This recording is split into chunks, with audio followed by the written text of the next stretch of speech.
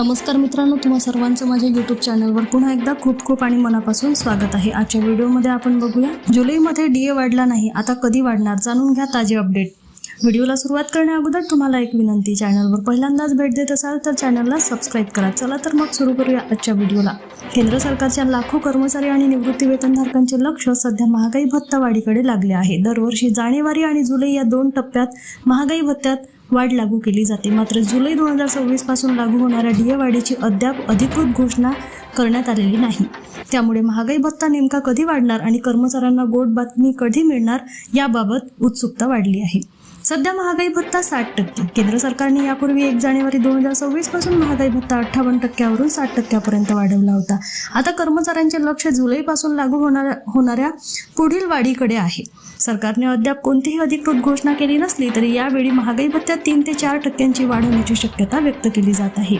यामागचे प्रमुख कारण म्हणजे all India consumer price index for industrial workers या निर्देशांकात सातत्याने होत असलेली वाढ। मार्च, एप्रिल आणि मे 2026 या 3 महिन्यात निर्देशांकात वाढ नोंदवली गेली आहे।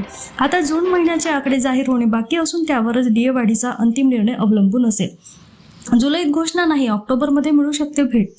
जर जुलै महिन्यात डीए वाढीची घोषणा झाली नाही तर कर्मचाऱ्यांनी निराश होण्याचे कारण नाही। गेल्या काही वर्षाचा पॅटर्न पाहता केंद्र सरकारने ऑक्टोबर महिन्यात किंवा दिवाळीपूर्वी महागाई भत्त्याची घोषणा केली आहे।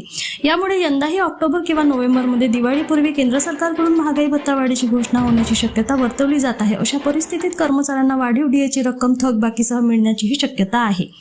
महागाई भत्ता वाढल्याचा कोणाला फायदा होतो? महागाई भत्त्यातील वाढीचा परिणाम केवळ मासिक पगारावरच होत नाही, त्याचा थेट परिणाम अनेक आर्थिक लाभांवरही होतो। मासिक पगारात वाढ, निवृत्ती वेतन वाढ, भविष्य निर्वाह निधी संबंधित लाभ, ग्रॅज्युएटीच्या रकमेवर परिणाम, इतर महागाईशी संबंधित भत्त्यामध्ये वाढ। देशातील सुमारे 50 लाख केंद्रीय कर्मचारी आणि 65 लाखाहून अधिक निवृत्ती वेतनधारक या निर्णयाची प्रतीक्षा करत आहेत। यामध्ये रेल्वे, संरक्षण, डिफेन्स आणि इतर केंद्रीय विभागातील कर्मचारी व पेन्शनधारकांचाही समावेश आहे। मात्र प्रत्येक कर्मचाऱ्याला मिळणारी वाढ त्यांच्या मूळ वेतन आणि बेसिक पे आणि पे लेवलनुसार वेगवेगळी असेल। पुन्हा भेटू एका नवीन अपडेटसह। धन्यवाद।